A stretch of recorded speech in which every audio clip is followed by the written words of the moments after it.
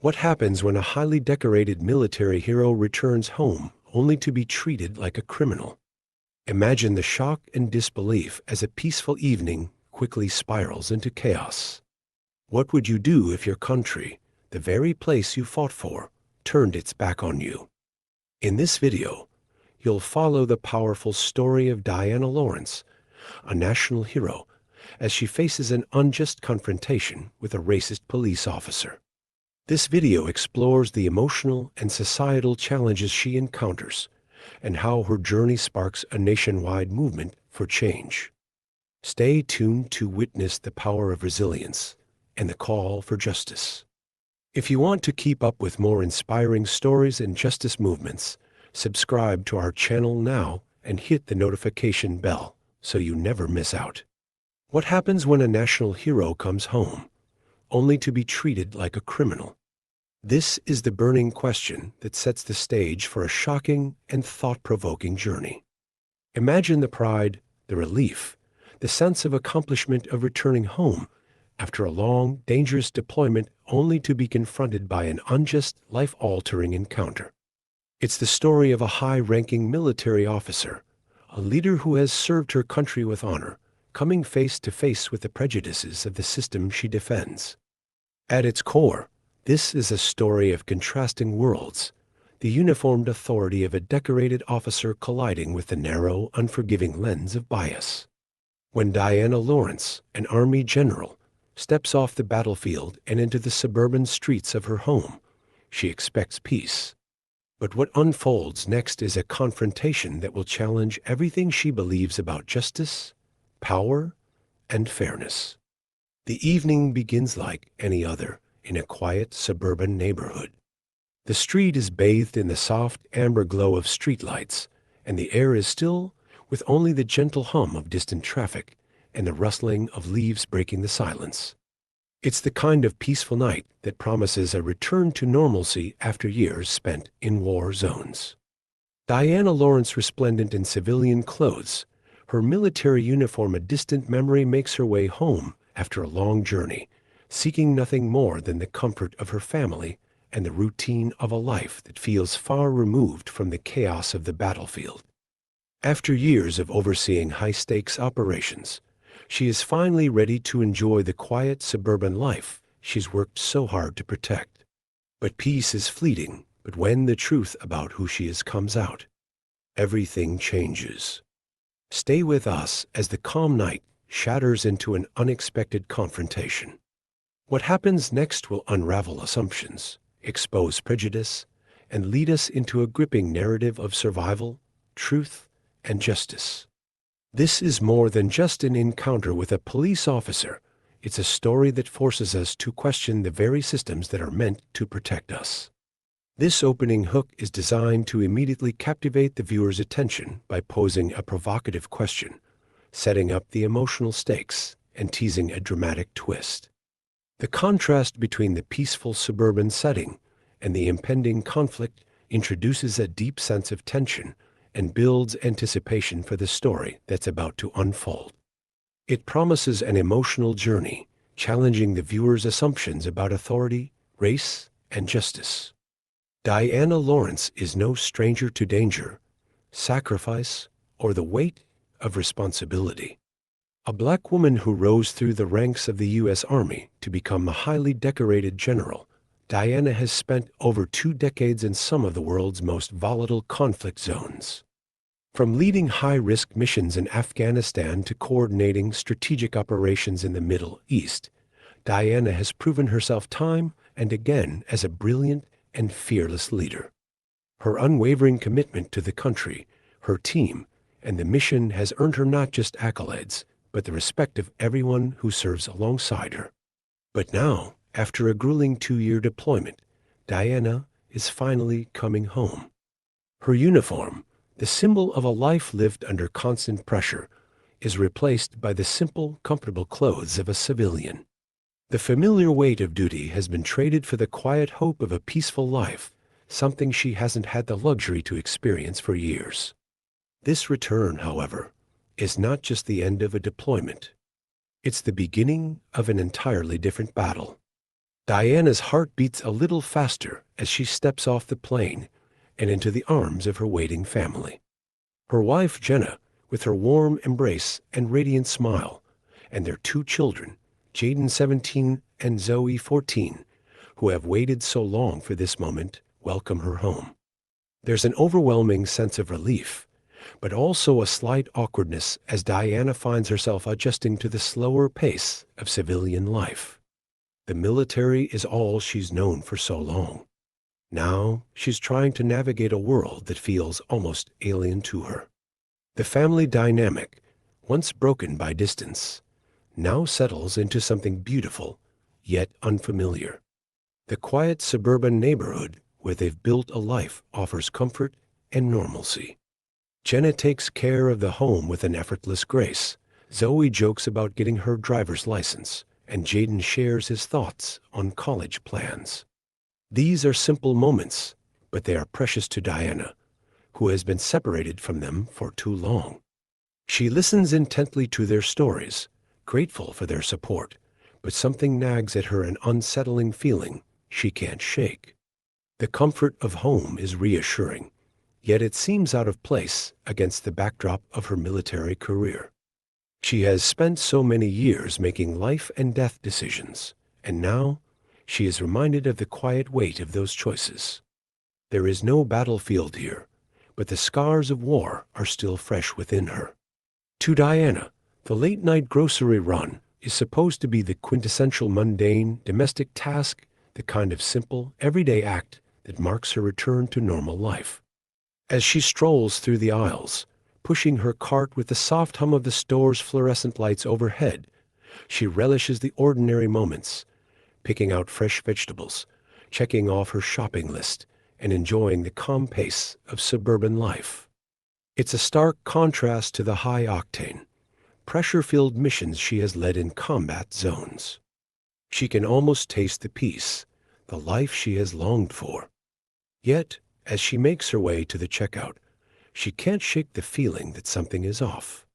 The quiet streets on her drive home now seem strangely foreboding. She brushes it off, though.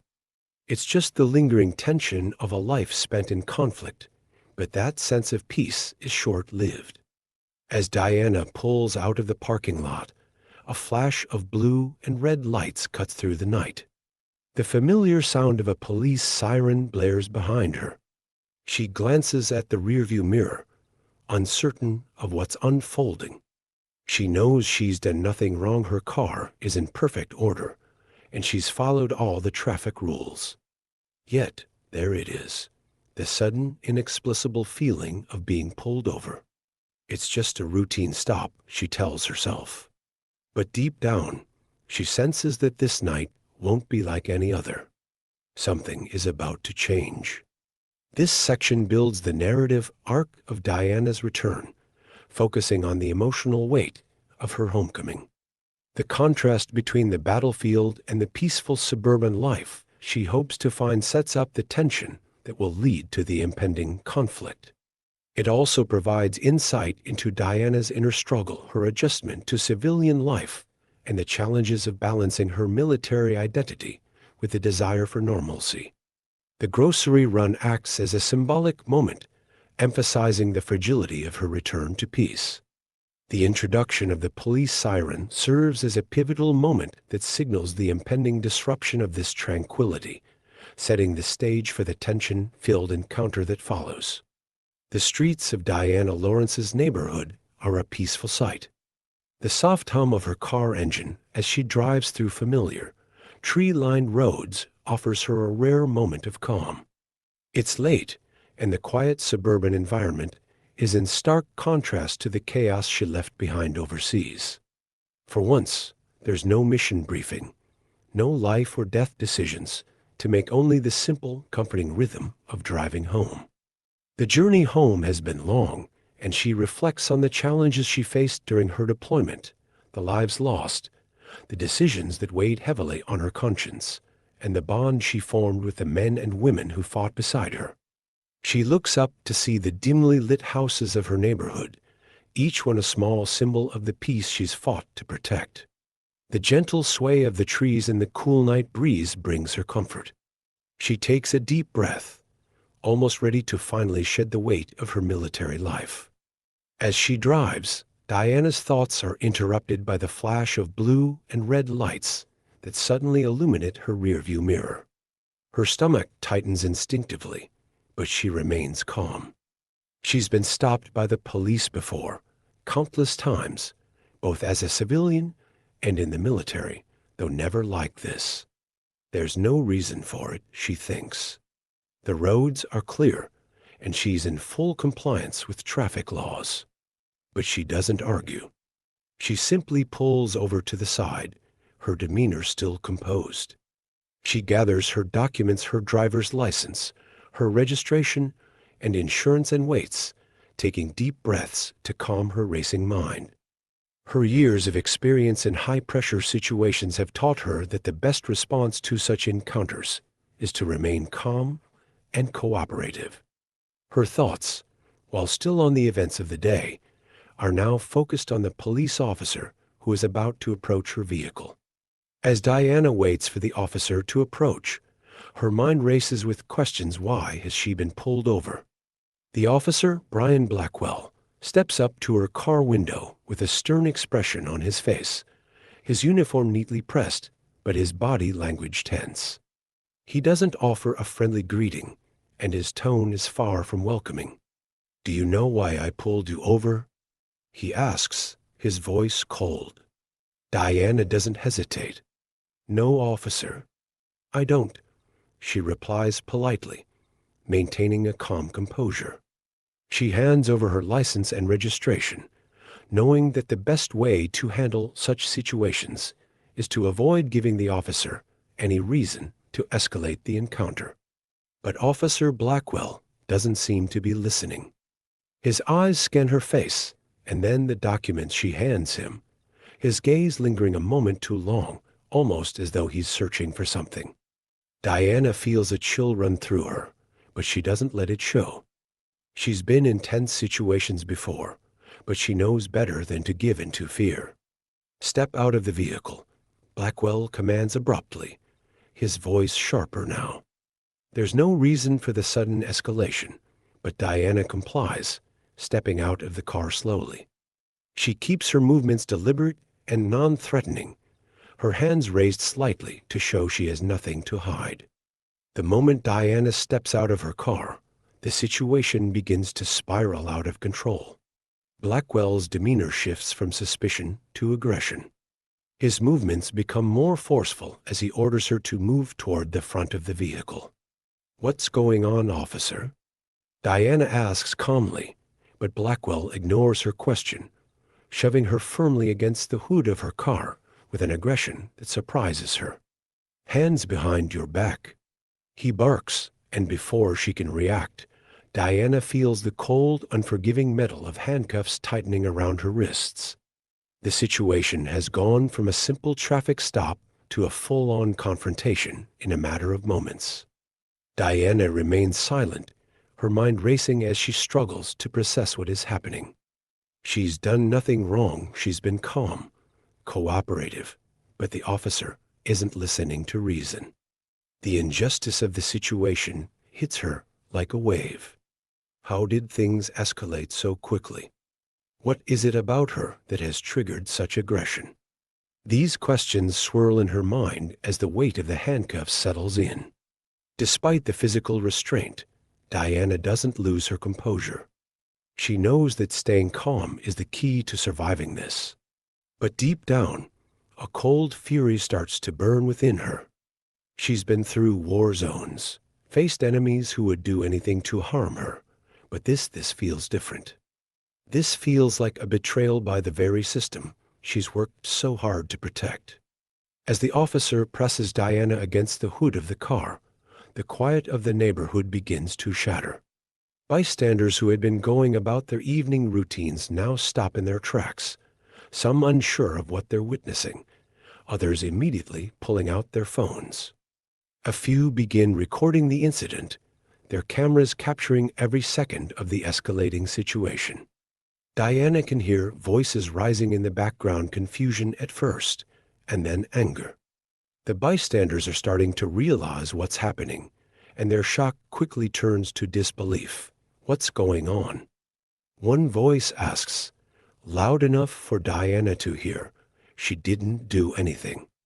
Another shouts, growing more agitated. As the reality of the situation sets in, more people begin to gather. They start questioning the fairness of the treatment Diana is receiving, their voices rising in protest against the officer's actions. The crowd grows, and the emotional intensity of the scene becomes palpable. They are no longer passive observers, they are actively questioning the officer's motives, calling out the injustice they see before them. One of the bystanders, a young man, finally recognizes Diana. Isn't that Major Diana Lawrence? He asks, his voice filled with a mix of disbelief and anger. She's a national hero. Why are they doing this to her? The crowd's outrage grows as more people start to piece together Diana's identity. The sight of a respected military officer being treated like a common criminal, handcuffed and shoved to the ground, ignites a fire in the onlookers. The shock turns into a call for justice. The officer's prejudices are now being laid bare for all to see, and the people are not staying silent. As bystanders continue filming, the tension in the air becomes unbearable.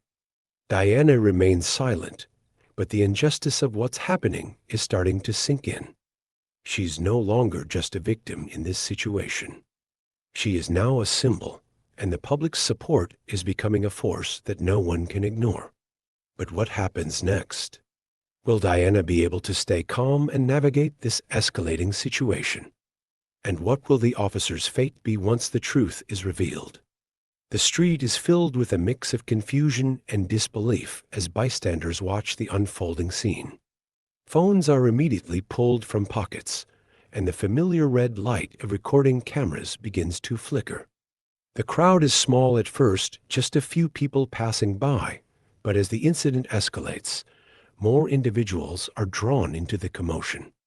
The sound of voices, initially low and uncertain, begins to rise. People murmur among themselves, unsure of what's going on, but instinctively feeling that something isn't right. Some passersby try to understand the situation, watching from a distance. A few even glance around, nervously checking the faces of others to see if they share the same unease. But soon, the dynamic shifts.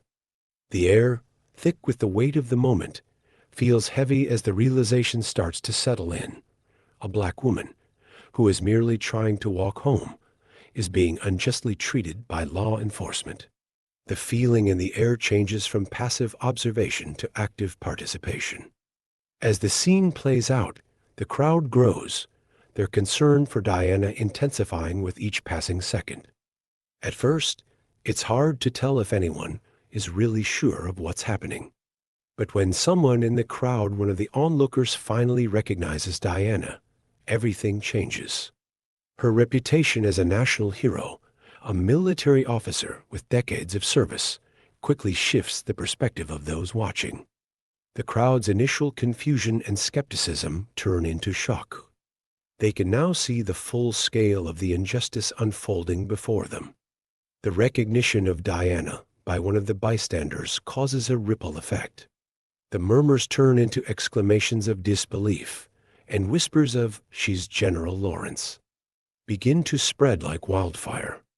People stop recording for a moment, their phones lowered as they try to process the new information. Then, with a shared sense of outrage, the crowd begins to call out the officer's behavior.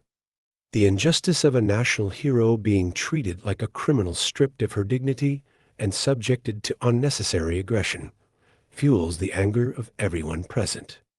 The atmosphere, once tense but somewhat confused, is now charged with emotional intensity. Voices, filled with disbelief and growing anger, rise in unison.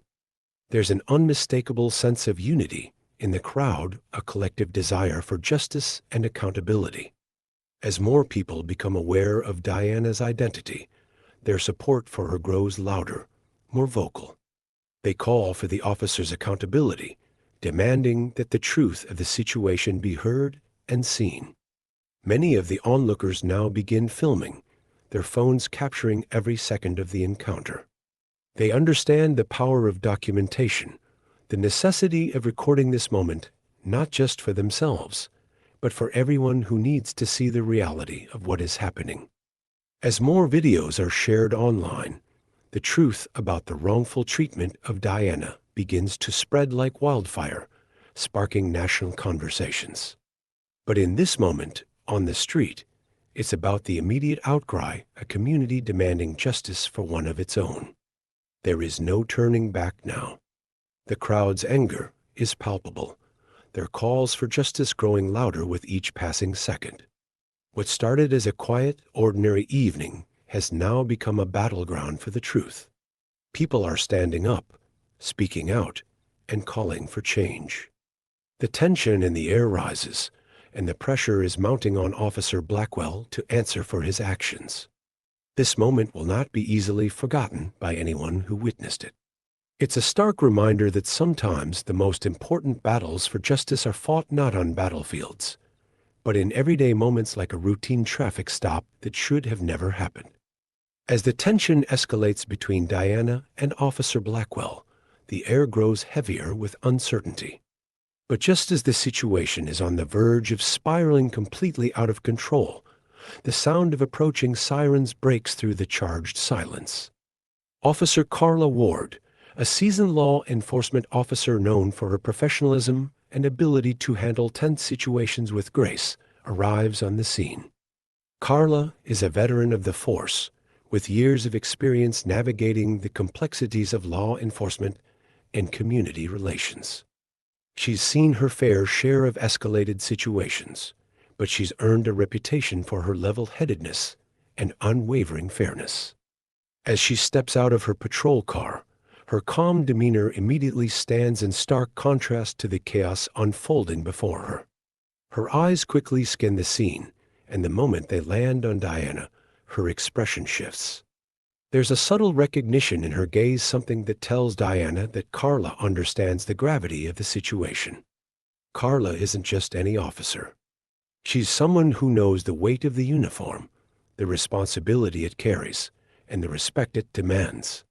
The moment she sees Diana, a high-ranking military officer with years of service to the country, her mind shifts. This isn't just an ordinary traffic stop. This is a much more serious situation than she initially thought. As Officer Ward approaches, Officer Blackwell, still caught in his aggression and misunderstanding, doesn't seem to notice her at first.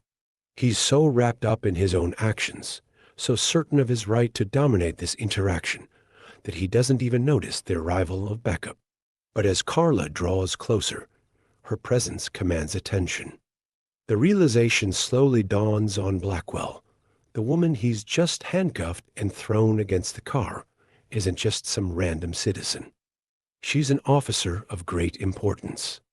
His eyes widen in shock as the pieces come together. This is General Diana Lawrence, a highly decorated military officer, someone with years of service to her country. The look of disbelief that crosses Blackwell's face is almost palpable. He stands frozen for a moment, his body stiff with shock, as the reality of his actions hits him. He had no idea who Diana truly was when he first approached her, but now the weight of what he has done begins to settle in. Diana's calm demeanor, her composed response to the escalation, only makes his blunder stand out even more. Blackwell stumbles for words, unsure of how to respond now that he knows who Diana is. His shock doesn't instantly change his stance, but the uncertainty and embarrassment begin to creep into his posture. He's a man who thought he had control of the situation, and now it's clear he's lost it. His own biases and assumptions have led him astray. Meanwhile, Diana remains composed. She stands with her hands still behind her back, the cold metal of the cuffs still tight on her wrists. The shock she feels isn't obvious to the onlookers, but it's there. The emotional toll of the situation is clear as her face tightens with the weight of the injustice. She's been through combat zones, faced life and death situations, and yet this is different. It's personal. The realization that a person in authority can make such grave mistakes because of prejudice stings harder than any wound she's ever faced on the battlefield. Despite her internal shock, Diana knows better than to lose her composure. This situation, while unjust, will only be handled with grace. She doesn't raise her voice or lash out. Instead, she maintains a steady calm, her heart rate slower than it should be under such circumstances. But deep down, she knows that this moment could be pivotal not just for her, but for anyone who has ever been unjustly judged based on the color of their skin. Officer Carla Ward stands firm, taking in the scene. It's clear to her that the situation has gone too far. The power dynamic has shifted. What was once a routine traffic stop has now become a defining moment for both the officers involved and the bystanders witnessing the unfolding events. The air hangs heavy with tension as Officer Ward takes charge of the situation. She has arrived to de-escalate and restore order, but more importantly, she understands that she must address the larger, systemic issue at play here. What was meant to be an innocent interaction has now turned into a public display of injustice, and the road ahead will be far from easy. Diana, now standing before Officer Ward, knows the battle isn't over. In fact, it has just begun. What will Officer Ward do next? And how will the world react when the truth of this encounter comes to light? Within moments of the confrontation, the footage of Diana's arrest is already spreading across social media platforms. What started as an isolated incident quickly snowballs into a national event. Videos of the entire scene, from Diana's calm demeanor to the shocking escalation by Officer Blackwell, are shared, reshared, and commented on in real time. Hashtags like #JusticeForDiana and #General Lawrence trend across Twitter and Instagram, catching the attention of millions. People from all walks of life, regardless of background or belief, begin to share their outrage and support for Diana. The power of social media amplifies the voices that demand accountability, and within hours, what was once an isolated traffic stop in a quiet suburban neighborhood is now a focal point for national discussions about racial bias, law enforcement overreach, and the systemic abuse of power.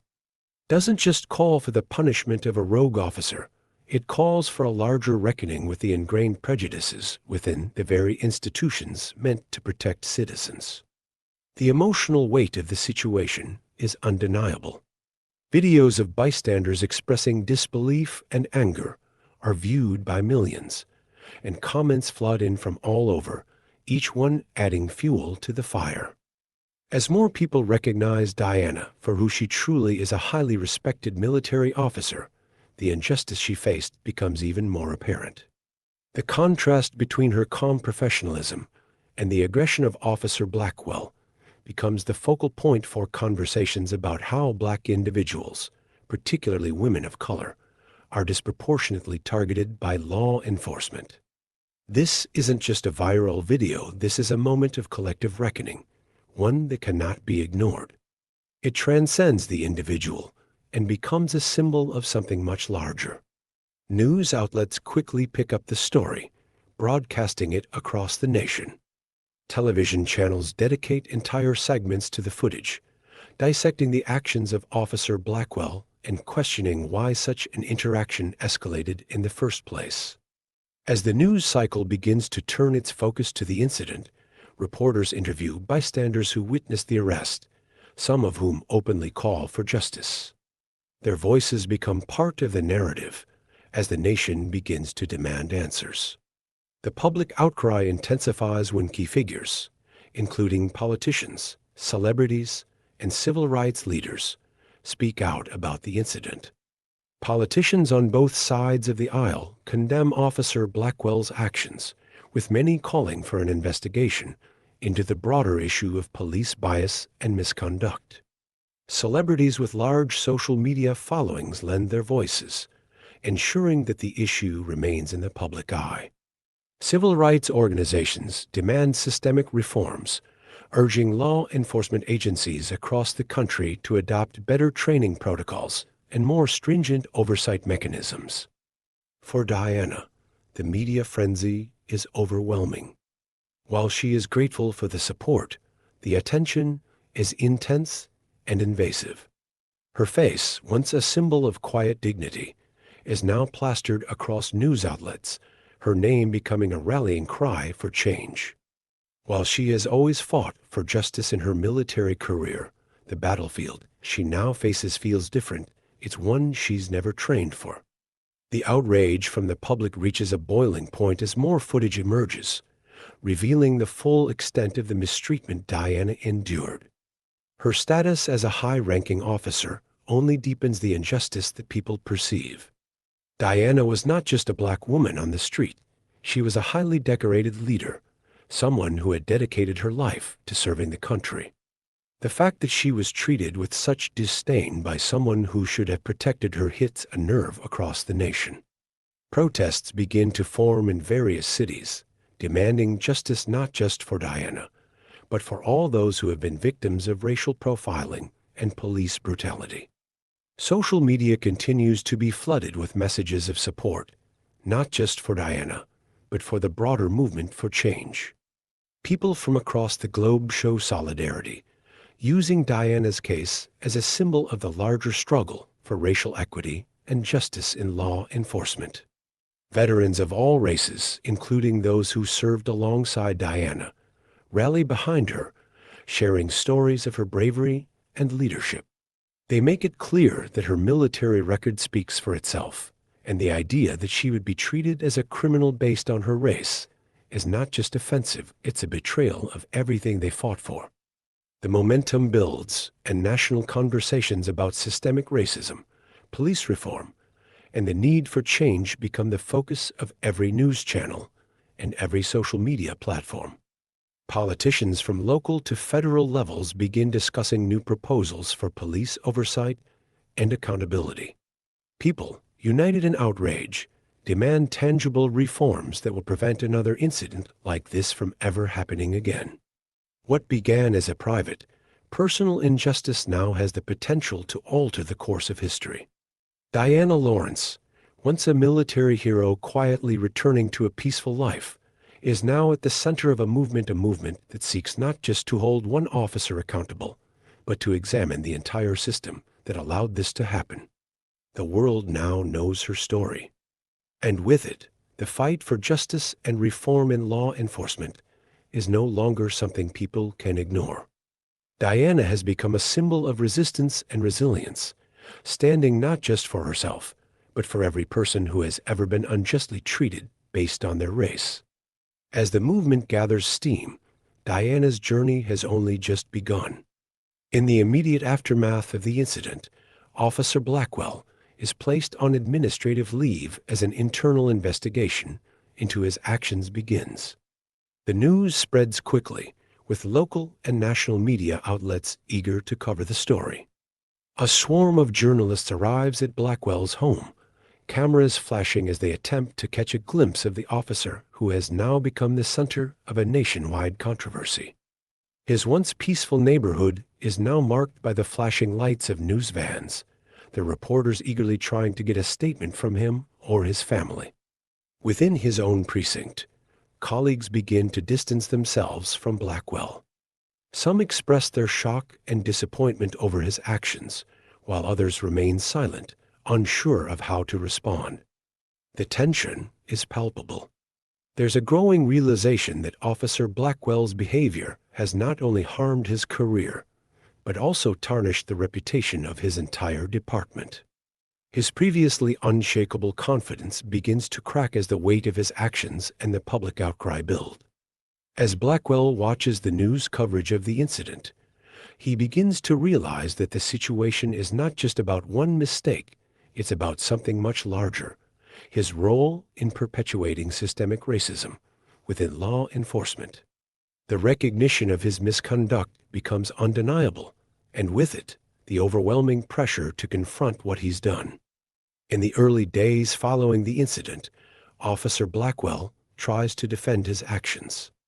He insists to the media and his superiors that he was only doing his job, that his actions were justified, given the circumstances.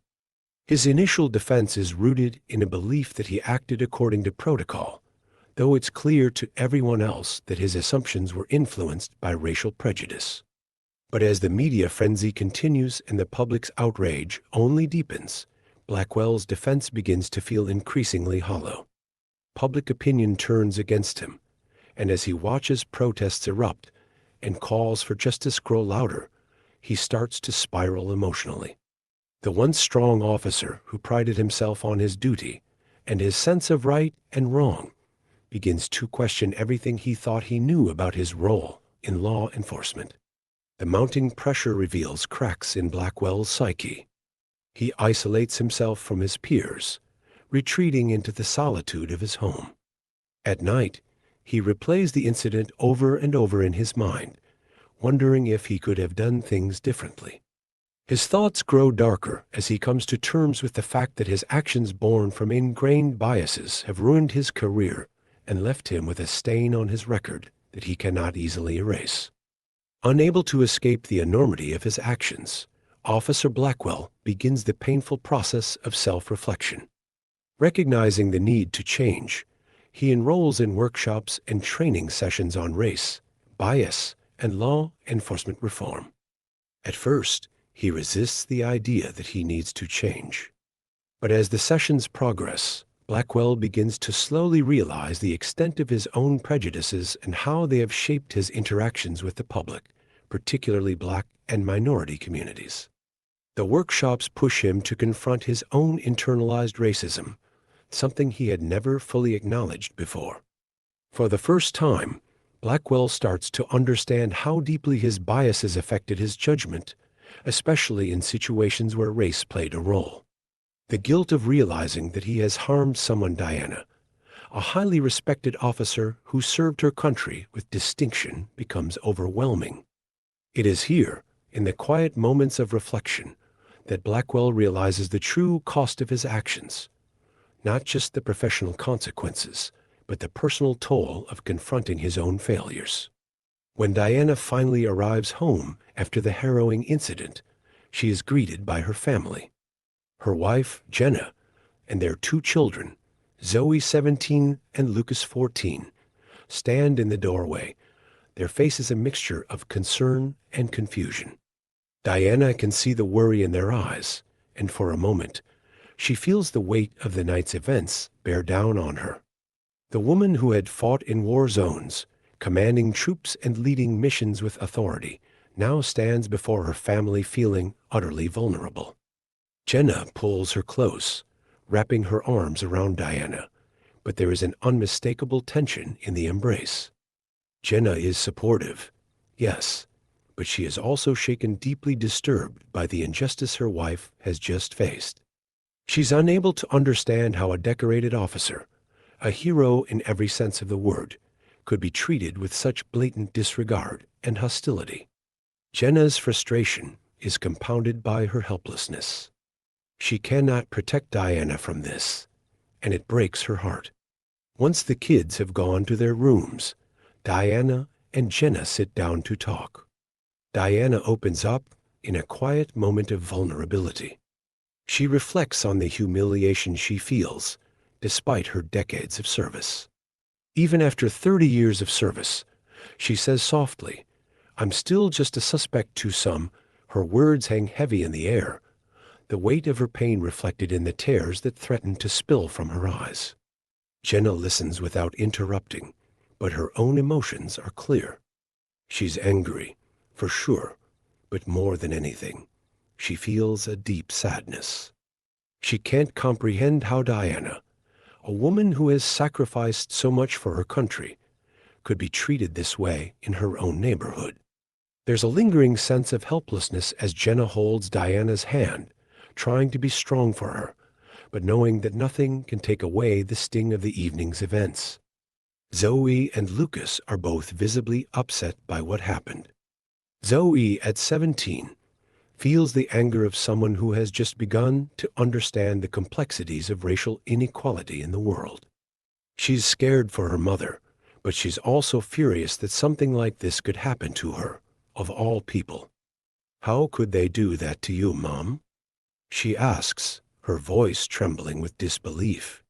She's still trying to process the events of the night and the reality that systemic injustice isn't something that only happens to other people, it happens to their family too. Lucas, at 14, doesn't fully understand the implications of what's happened, but he knows something is wrong. His youthful innocence makes it harder for him to grasp the full weight of the situation. But even so, the distress in his mother's eyes, the discomfort in his father's, is enough to make him uneasy. He's scared for his mom, and that fear is compounded by the realization that, in a world where his mother's heroism isn't enough to protect her, no one is truly safe. As Diana tries to find comfort in the embrace of her family, she struggles with a battle deep inside. She's proud of her career, proud of the work she's done, but the events of the night have shaken her to her core. She feels humiliated, not because she's been arrested, but because of the implicit racism that has permeated the entire situation. How could a hero, someone who has put her life on the line for her country, be reduced to nothing more than a suspect in the eyes of a police officer? Her thoughts spiral as she questions the integrity of the system she has served so faithfully. Diana wrestles with the conflicting emotions of pride and pain, of heroism and humiliation. She has spent her life fighting for justice abroad, but now she is forced to face the hard truth that in her own country, justice is often reserved for only a select few. This realization will stay with her for a long time. Officer Brian Blackwell, still shaken by the public fallout of his actions, reaches out to Diana Lawrence, requesting a private meeting to apologize for what happened during the traffic stop. He knows that his career is on the line, and the emotional burden of his actions has taken its toll on him. The weight of the public scrutiny is becoming unbearable. Despite the gravity of their confrontation, Blackwell feels that an apology, no matter how late, might be the only way to begin the process of redemption. Diana, though reluctant, agrees to meet him. She understands the value of facing the truth and finding closure, even if it means confronting someone who wronged her so deeply. The meeting is set in a quiet office, a neutral space where both can address the incident away from the chaos of public attention. Diana knows this conversation could be pivotal for both of them, one that could provide an opportunity for understanding or, at the very least, for accountability. The tension in the room is palpable as Diana enters the small, sterile office. Officer Blackwell is already seated, his body language stiff and uneasy. He stands to greet her, but the discomfort is visible. This is not the confident, authoritative officer she encountered that night. This is a man burdened by guilt and confusion. Diana, however, remains calm, her composed demeanor a stark contrast to the storm of emotions swirling within her. Blackwell attempts to apologize, his voice faltering at times, as if he's unsure of how to make amends for the hurt he caused. I didn't mean for things to escalate like that," he says, his voice low. "I was just doing my job, but I know I overstepped. I'm sorry." Diana listens in silence, her eyes never leaving his. When she finally speaks, it's not with anger, but with quiet clarity. She deconstructs the events of that night, offering her perspective with precision and depth. Her words cut through the apology, addressing the core issue that Blackwell, and many like him, fail to understand, the inherent biases that shaped his actions. Diana's voice is calm but firm as she speaks. "It shouldn't matter who I am. What matters is what you assumed I was." A threat, her words hang in the air, heavy with the weight of the truth. It's not just about one mistake. It's about the system that allowed Officer Blackwell to see her, a decorated military officer, as nothing more than a potential criminal. As the conversation continues, Blackwell becomes visibly uncomfortable, shifting in his seat as Diana's words resonate. He tries to justify his actions again, but Diana interrupts him, her voice unwavering. This isn't about one mistake. It's about a system that raised you to believe I was a threat, she says, her eyes fixed on his. The words strike deep, and Blackwell falters, the full impact of what he has done starting to sink in. This isn't just about one interaction between an officer and a civilian. It's about a deeply ingrained belief system that allows people in power to make assumptions based on race, without ever questioning those assumptions. The time has come for Diana to take her pain and turn it into power. At a packed community rally, with civil rights leaders, veterans, and local politicians in attendance, Diana steps up to the podium. The crowd is expectant, eager to hear what she has to say. This isn't just a speech, this is her moment to speak for all those who have been unfairly targeted, misunderstood, and mistreated by a system that claims to protect them. Diana stands tall, the weight of her uniform and her experiences lending her words gravitas. She takes a deep breath, letting the silence settle before she begins. I've fought for this country abroad, she says, her voice steady and resolute. But here at home, the battle's not over. Her words resonate with the crowd, and a ripple of applause follows. Diana's voice breaks through the tension in the air, reaching people who may never have understood the depth of the injustice she and many others have faced.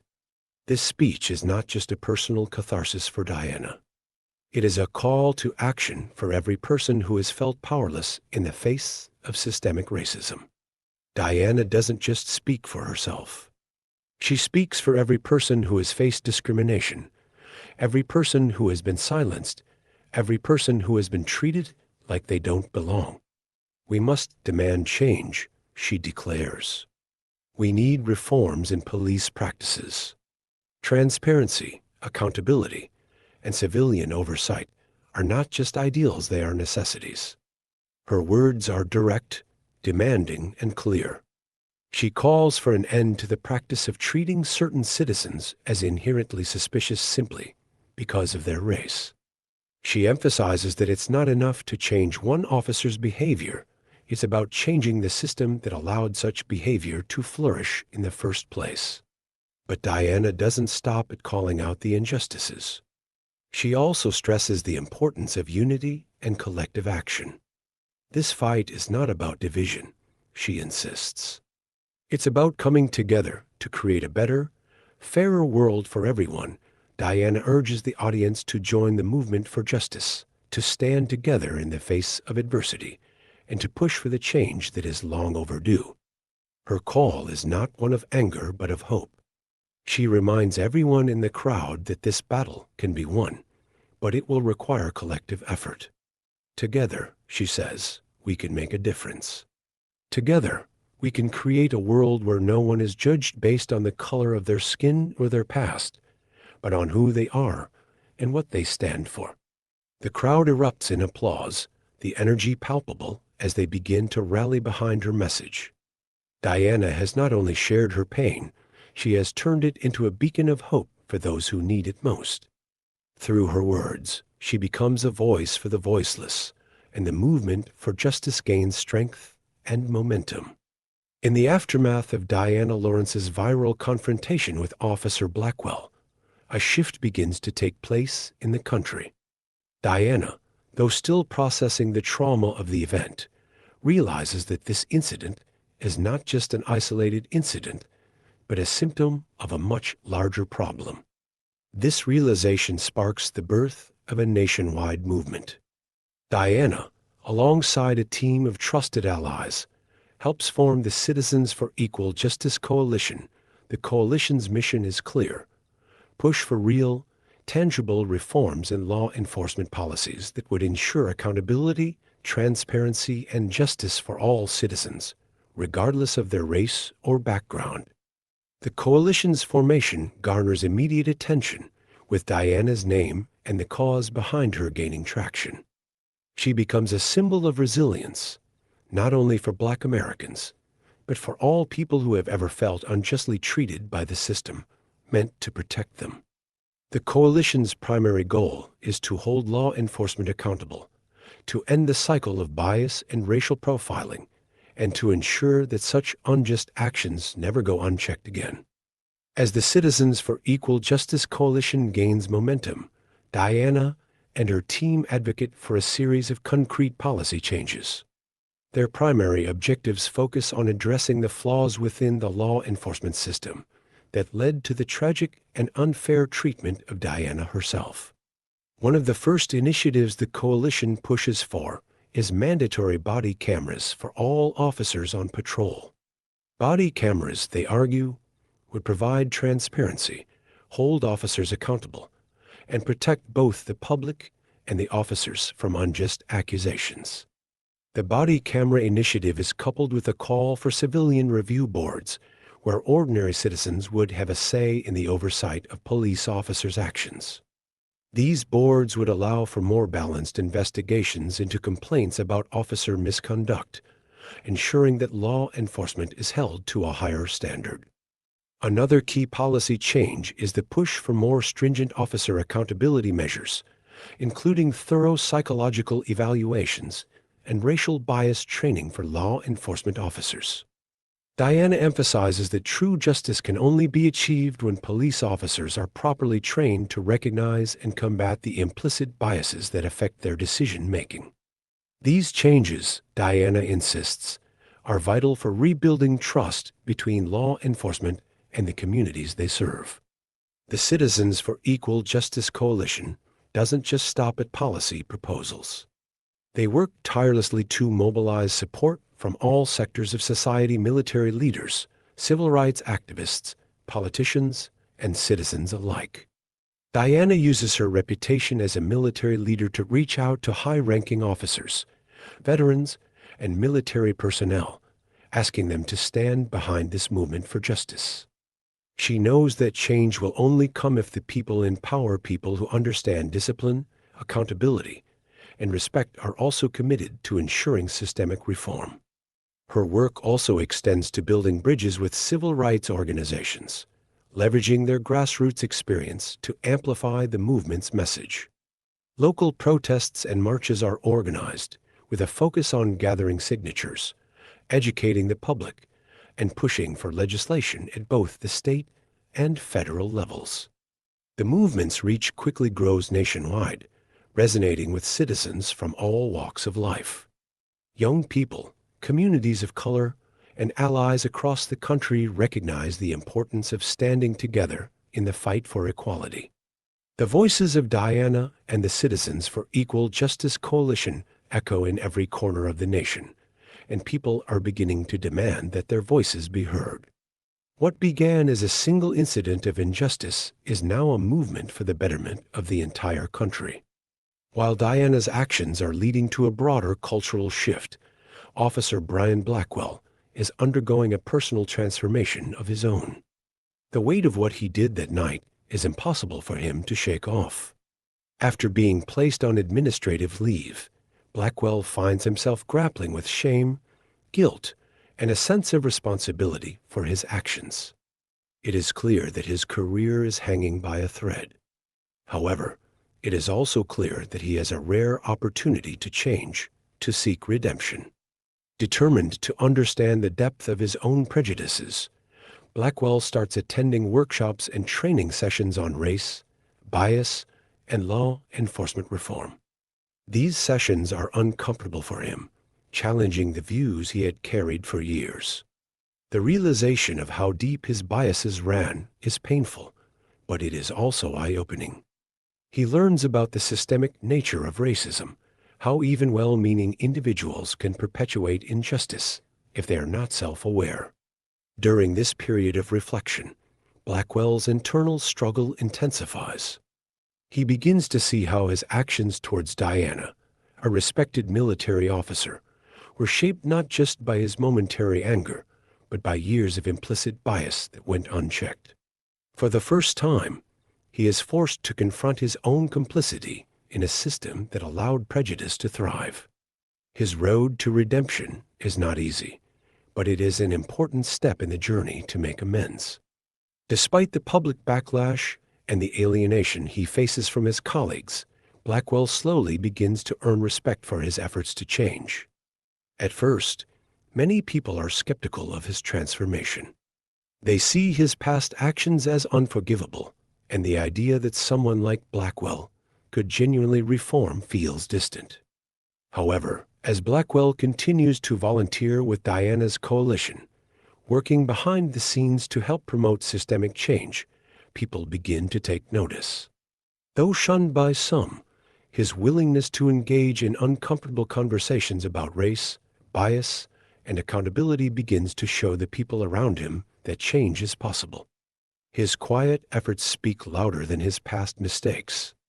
He begins working with community leaders, joining town halls, and advocating for the very changes Diana has been pushing for.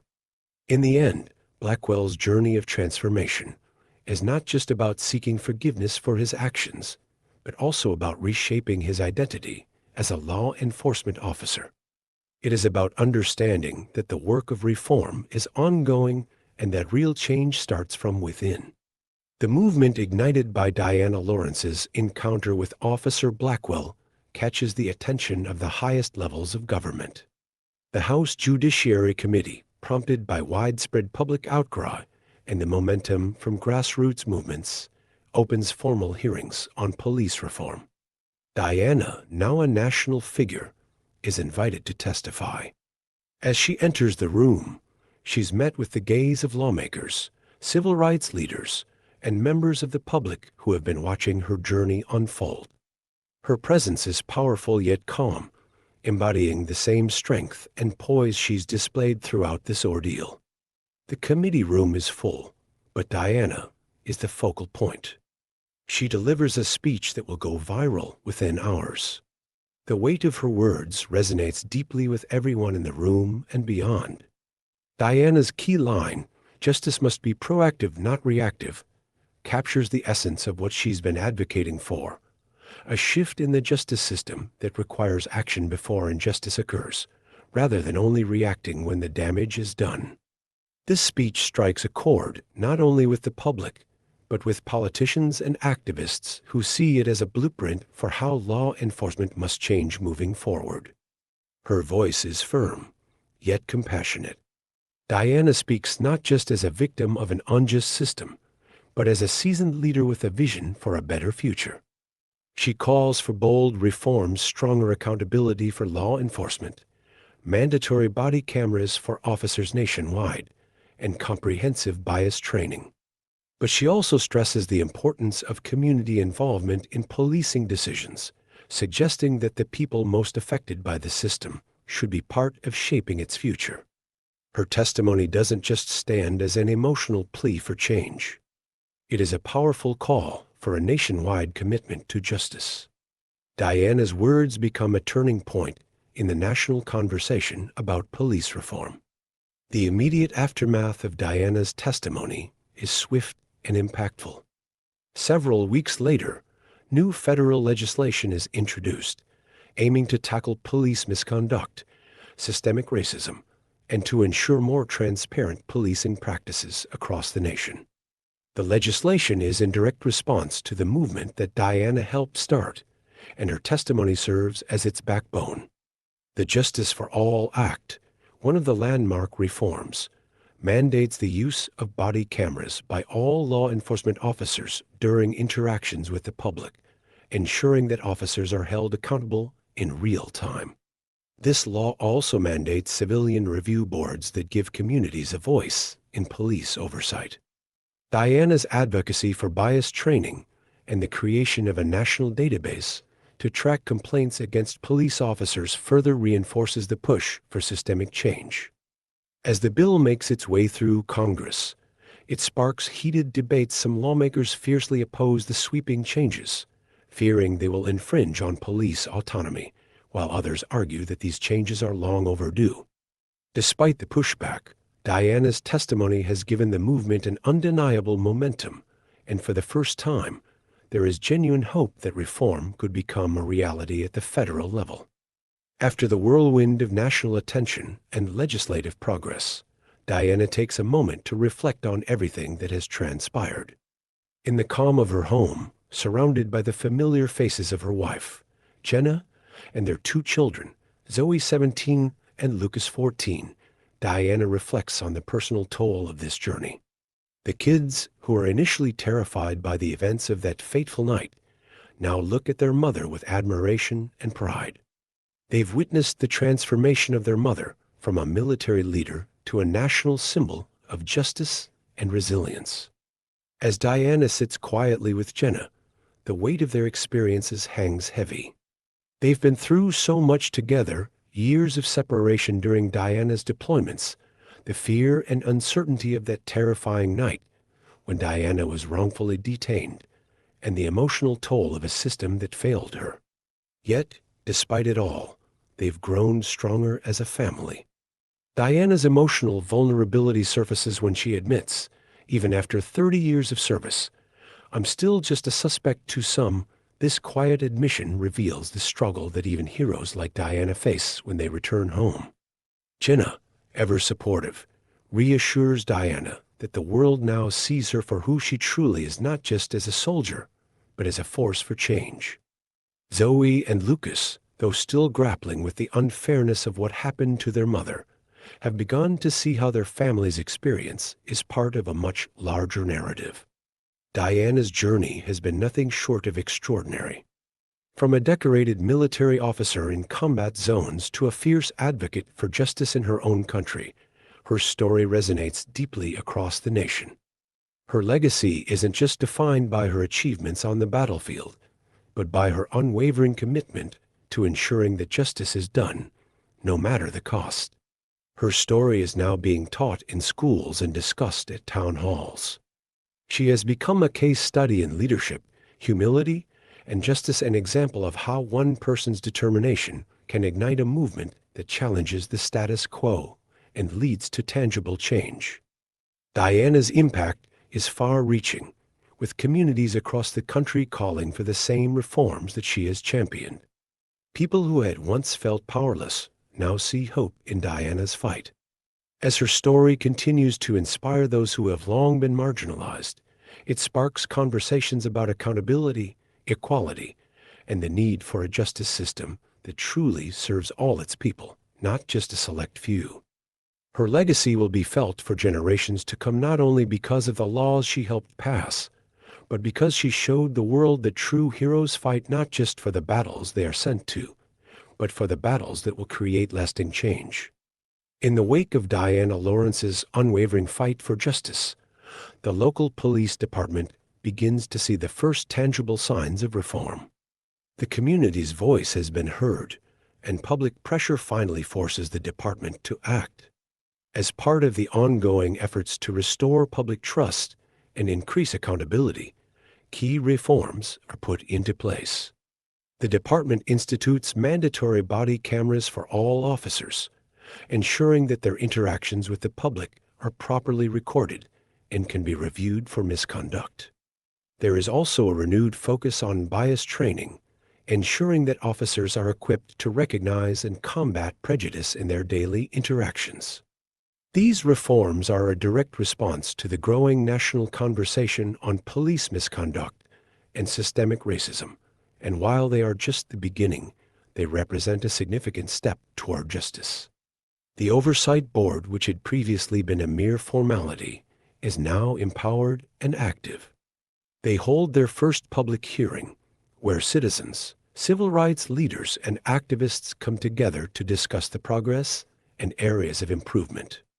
The meeting marks a pivotal moment as more people become involved in the process of holding law enforcement accountable. Through this collaboration between the community and the police department, a path toward meaningful change begins to take shape.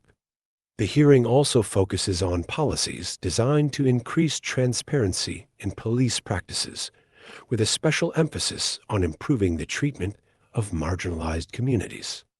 This is seen as a necessary foundation for future efforts that will work to restore the bond between law enforcement and the public they are sworn to protect.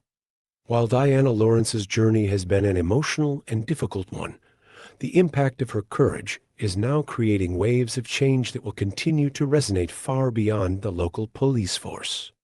The country watches as reforms unfold, and communities across the nation begin to demand similar changes in their own jurisdictions. As the reforms take root, Officer Brian Blackwell's life begins to shift.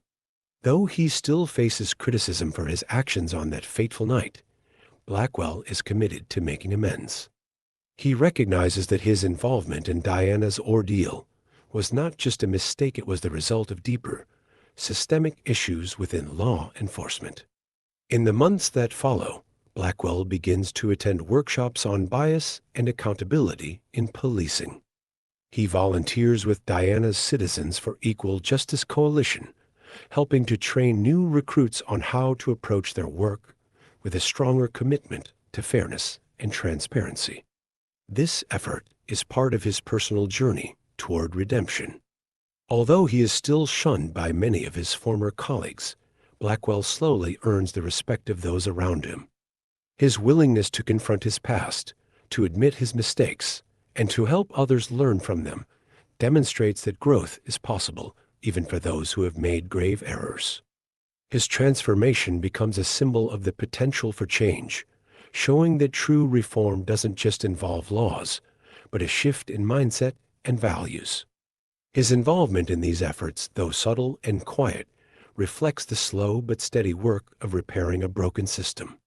Blackwell's redemption is a small but important part of the larger movement that Diana helped to catalyze, and it serves as a reminder that change can come from within even for those who are initially part of the problem. As the story of Diana Lawrence unfolds, it becomes clear that change is possible, but it requires the efforts of each and every one of us.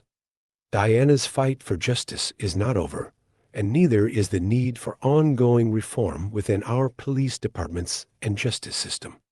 Now, more than ever, it's important for you, the viewer, to stay informed. Stay updated on the progress of justice reform. Vote for those who prioritize equity and accountability, and lend your voice to the cause. Each action, no matter how small, contributes to the momentum needed to create lasting change. If Diana's story moved you, don't let it stop here. Subscribe to this channel for more powerful stories and insightful content. Share this video with your friends and family to keep the conversation going. Together, we can continue to fight for a world where justice isn't just an ideal, but a reality for all. Final line: the fight for justice is far from over, but it's people like you who keep it going.